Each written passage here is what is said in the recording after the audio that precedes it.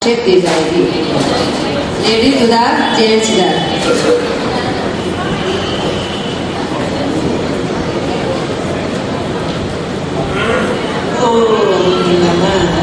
नमो हरिहंसानम, नमो सिद्धानम, नमो आयरियानम, नमो उग्रध्यायानम, नमो Lowe सब सारूणम, ऐसो पंच नमोकारो सब पाप प्रणाशनो, मंगलानम च सर्वेशं परमं भवै मंगलम्।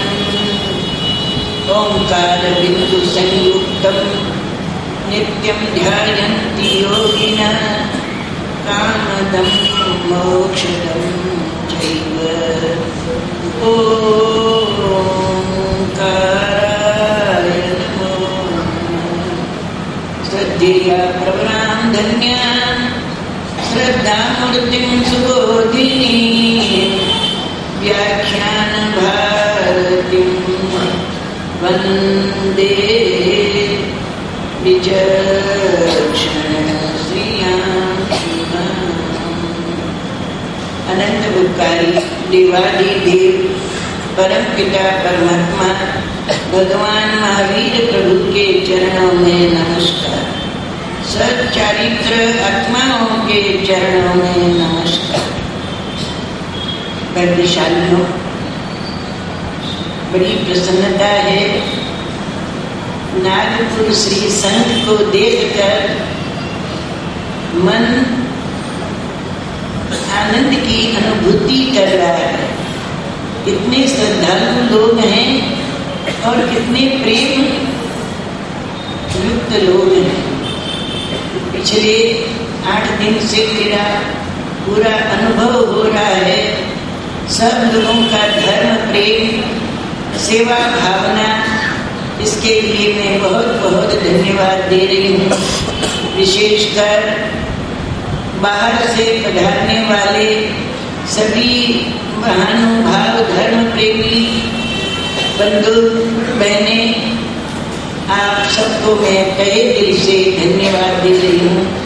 इतना लंबी दूर से आप सब लोग यहाँ पहुँचे हैं। वास्तव में महामंगलिक कोई जादू नहीं है, किसी भी प्रकार का कोई उपचार नहीं है, केवल मेरे अंतःकरण की भावना की प्रस्तुति है। क्यों प्रारंभ हुई, कब हुई, ये तो बात जाने दीजिए, किंतु जहाँ जहाँ भी महामंगलिक का अवसर आया है, श्रद्धालु भव्य जीवों ने बड़े प्रेम के साथ मुझे सुना है। पिछली बार अमरावती में अवसर मिला, जहाँ मेरी गुरुवरिया श्री की जन्मभूमि है।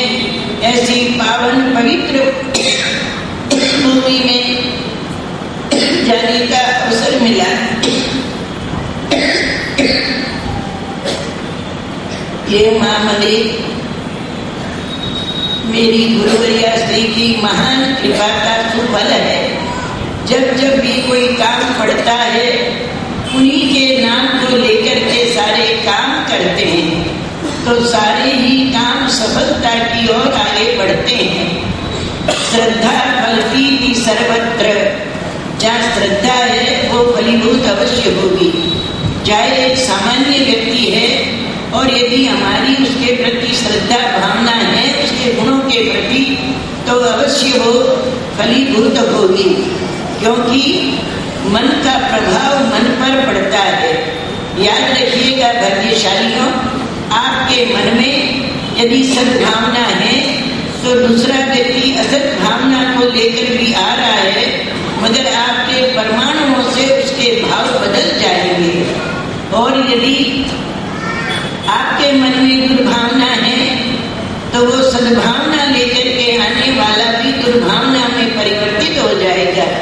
ये मन का प्रभाव, मन का असर बड़ा गजब का है, और आप लोग सभी इसका अनुभव भी करते हैं कि मन का कितना प्रभाव है। मन को जब आप मजबूत कर लेंगे तो वो मन से सारे काम आपके सफल होते हुए नजर आएंगे। करूं कि नहीं करूं, करूं कि नहीं करूं, ऐसा नहीं करना। जब धर्म का काम करना है तो करना ही है। आज इतना करूं कल इतना करूं नहीं। शादी विवाह में, संसार के कार्यों में आप कितने जल्दी स्फूर्ति के साथ करते हैं। तो ये मेरा भी आप सबसे निवेदन है, धार्मिक अनुष्ठान बड़े प्रेम और श्रद्धा भक्ति के भाव करें और मन के विचार स्वच्छ, परिष्कृत, निर्मल, क्योंकि निर्मल, निर्भय और निराकुल ये तीनों चीजें हमारे जीवन को आगे बढ़ाती है। निर्मल, निर्भय और निराकुल। धर्म साधना में आकुलता नहीं। सामयिक ले लेने के बाद में बार बार घड़ी देखते रहें कब आएगी ऐसा नहीं। सामयिक ले लिए, अब निश्चिंत हो जाइए कि 48 मिनट में अपने आप कांटा आ जाएगा।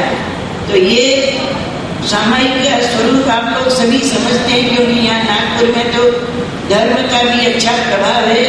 गुरुवर्य श्री मनोहर सिंह जी महाराज के रहने से सबके जीवन के अंदर बड़ा भारी प्रभाव है। आज उन्हीं की कृपा से आप लोग धार्मिक कार्यक्रमों में आगे बढ़े हैं।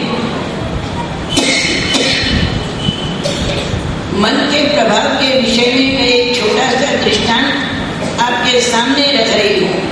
एक बार बादशाह और बीरबल परिभ्रमण के लिए निकले, घूमने के लिए निकले। रास्ते में चलते चलते एक नौजवान व्यक्ति सामने से आ रहा है। बड़ी गति उसकी अधड़ है, विचारों में भी उसके स्थिरता नहीं है। विचारों में स्थिरता रखना बहुत आवश्यक है। विचार जितने स्थिर होंगे, मजबूत होंगे, उतना ही हमारा काम सफल होगा। इधर बीरबल के साथ बादशाह जा रहे हैं और बादशाह ने बीरबल से कहा, अरे बीरबल, ये कौन अशिष्ट अभद्र व्यक्ति कौन आ रहा है ये सामने से? बीरबल ने कहा, महाराज, यदि आपको बुरा न लगे तो आप यहीं खड़े रहें। 2 मिनट मुझे उससे बात करने दीजिए, इसके बाद फिर मैं आपको वहां ले जाऊंगा। चला गया बीरबल उस व्यक्ति के पास और उससे कहा, क्यों भाई, कहाँ जा रहे हो? अरे कहाँ जाऊं, उस बादशाह को रोने को जा रहा हूं। क्यों भाई, ऐसी क्या बात हो गई? आए दिन परेशान करता है बादशाह, कभी ये कभी ये कभी ये, चारों साथ हमेशा बादशाह भाव बढ़ाते ही रहते हैं। कहाँ से हम गरीब लोग पेट भर सके? ऐसे बादशाह के राज्य से तो हम तबाह हो गए। हमको बादशाह के प्रति कोई भाव नहीं है। भाव नहीं है तुमको? अरे क्या भाव रखें? यदि व्यक्ति किसी का भला करे तो उसके प्रति भाव रहे, जब भलाई न करे तो उसके प्रति हमारे क्या भाव रहेंगे? और यदि तुमको कहीं बादशाह मिल जाए तो अरे भाई नाम मत ले, मैं तो उसका मुंह भी देखना नहीं चाहूँ। मैं तो बादशाह को कभी देखना भी नहीं चाहता हूँ। चल मेरा रास्ता छोड़, मुझे आगे बढ़ने दे। वो व्यक्ति आगे बढ़ गया। बीरबल आकर के बादशाह से कह रहे, हजूर, आपके भाव क्या थे, आपके विचार क्या थे? वही विचार उसके बन गए। आपने उसके प्रति सद्भाव नहीं रखा, बिल्कुल भी आप उसके प्रति अभाव में आ गए और उसे देख करके आपके हृदय में, आपके मन में, आपके कलेजे में एक प्रकार का द्वेष भाव उमड़ गया। तो वही परिणाम उसका आया है। और कुछ आगे चले थोड़ी दूर और एक जर्जर कंधा वृद्धा आ रही है, बूढ़ी माँ आ रही है। सामने से देखा, बादशाह कह रहे हैं, अरे बीरबल, ये माँ के स्वरूप कौन आ रही है? इतनी वृद्ध है और जर्जर जर्जर इसका शरीर हो चुका है और ये कैसे चल रही है, कहाँ जा रही है? महाराज, आपको बुरा न लगे, मैं 2 मिनट से बात कर लेता हूँ, जाओ। बादशाह चुपचाप खड़े रहे। बीरबल उस सामने वाली माँ के पास पहुंचा। माँ, धोख प्रणाम, आप बेटा जिंदे जीवित रहो, आशीर्वाद मेरा। माँ, कहाँ जा रही हो? अरे भाई, मैं दिल्ली जा रही हूँ। क्यों माँ? बेटा, पेट को भूख लगती है, तो प्रयत्न भी करना पड़ता है। मैं जा रही हूँ उस बादशाह के नगर में। माँ, उस बादशाह की तुम्हारे प्रति अच्छी नजर है। हाँ भाई, अच्छी नजर ही है, मेरे पास क्यों बुरी नजर से आएगा? बादशाह को मेरा तो प्रणाम है। तो यदि तुमको यहाँ बादशाह मिल जाए तो, अरे क्या बात करते हो, मिल जाए तो मैं उनके चरण पकड़ लूं, नमस्कार करूं और बादशाह को आशीर्वाद दूं, ये ऐसा राज्य तुम्हारा सदा सुकाल बरते और सबको तुम सुखी करो। क्योंकि आदमी हमेशा एक बात का ख्याल रखिए, सब कुछ सहन कर लेता है मगर अर्था भाव को सहन करना बड़ा कठिन है। जब आदमी के पास रोटी खाने को नहीं है, ऐसे समय में वो किसके पास जाएगा? कौन बचाएगा? कौन रक्षा करेगा? बेटा, बादशाह मुझे मिल जाए तो मैं तो उनके चरण पकड़ लूं। लो माँ, ये बादशाह तुम्हारे सामने आ रहे। बहुत खुश हो गई माँ और बादशाह के चरणों में प्रणाम किया। मेरा कहने का तात्पर्य केवल छोटा सा उदाहरण है। मन का प्रभाव मन पर पड़ता है। जहर जहर उगलता है, अमृत अमृत उगलता है। यदि हमारे मन में जहर भरा है तो सामने वाले के हृदय में भी जहर भर जाएगा, और यदि हमारे हृदय में अमृत है सामने वाले व्यक्ति के प्रति, तो उसके भी विचार परिवर्तित हो जाएंगे, अमृत बन जाएगा। भाग्यशालियों, विचारों को सदा देखते रहे। हर प्रातः काल में उठ करके और एक ही भावना रखें, मेरे विचार अच्छे हों, मैं सत्कर्म करता रहूं, सद्मार्ग मुझे मिलता रहे और संतों की मैं सेवा करता रहूं। इसके सिवाय मुझे कुछ नहीं चाहिए। इस जीवन में संत समाज मिल गया तो मेरी भव का अंत आ गया। मुझे अपने जीवन में संत समाज मिलता रहे, अच्छे व्यक्तियों का संपर्क होता रहे। ऐसे वैसे व्यक्तियों के संपर्क में न जाऊं मैं। जब भी संपर्क हो तो अच्छे व्यक्तियों से हो, जिनके पास में बैठने से, जिनके पास रहने से हमारे जीवन में सद्गुण पनपते हैं, वे हैं अच्छे व्यक्ति। और जिनके पास में बैठने से दुर्गुण पनपते हैं, ऐसे व्यक्ति के पास कभी नहीं बैठना।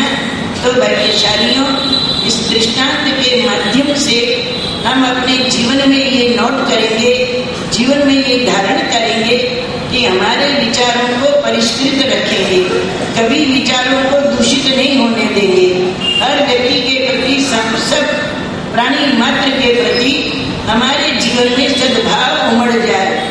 फिर देखो आपके लिए भी सारे लोग कितनी प्रेम और आस्था भावना के साथ आपसे मिलेंगे। आइए, अब मैं महामंगली के वे स्वर प्रारंभ कर रही हूँ जिनके प्रति आप बेसब्री से इंतजार कर रहे हैं। अच्छा, अभी आप लोगों ने फार्म भरे हैं और विमोचन भी हुआ है वर्षी तप का। तो सभी बहन भाई ज्यादा से ज्यादा वर्षी तप में जुड़े। देखिए, प्रयत्न कर रहा है कुशल मंडल और उनको सफलता मिलनी चाहिए। मेरा तो सबसे निवेदन है, हालांकि एक वर्ष पर्यंत तपश्चर्या करना बड़ा कठिन है, फिर भी यदि हमारा संकल्प सही होगा, संकल्प मजबूत होगा तो एक वर्ष चंद दिनों में निमट जाएगा। संकल्प कर लीजिए। यहाँ भी आप लोग आए हैं तो अपना एक संकल्प करें, चाहे जो भी करें, चाहे आर्थिक, चाहे पारिवारिक, चाहे सामाजिक, चाहे शारीरिक, जो भी आपको करना हो, एक संकल्प अवश्य करें कि महामंगली के प्रभाव से मेरा ये संकल्प सही हो जाए। तो अवश्य होगा। श्रद्धा चाहिए भाग्यशालियों, श्रद्धा के बिना कुछ नहीं होगा। गुरु के प्रति, सदगुरु के प्रति, सदात्माओं के प्रति, संतों के प्रति, महापुरुषों के प्रति हमारे हृदय में सद्भावना और श्रद्धा की भावना रहनी चाहिए, ताकि सारे ही कार्य सुलभ होते जाएंगे। तो महामंगली के अंदर आप सभी अपना एक संकल्प करें, चाहे पारिवारिक हो, चाहे शारीरिक हो, चाहे आर्थिक हो, जो भी हो आप जाने, एक ही संकल्प करें और संकल्प आपका सद्भावना से मिला हुआ रहना चाहिए। कहीं ऐसा संकल्प ना करें कि उसके साथ मेरा बैर है, उसको खत्म खत्म कर दूं, ये भावना कभी मत रखना।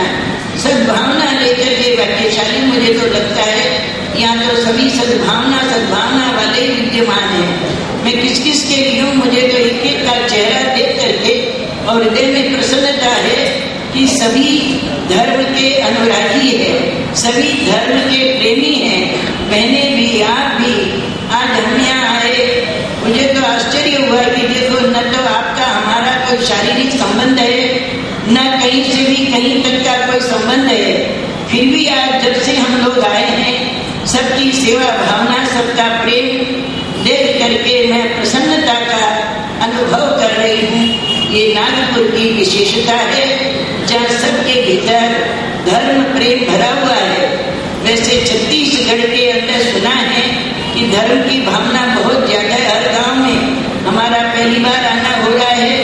50 वर्ष पूर्व गुरुवरिया श्री के साथ में आए, उस समय किसी का अनुभव भी नहीं हुआ, उम्र भी बहुत छोटी थी 50 वर्ष पहले। आज जब मैं देख रही हूँ सबको तो मुझे अंतर से आनंद की अनुभूति हो रही है। ओम शांति। अब अपने अपने इष्ट का स्मरण करें।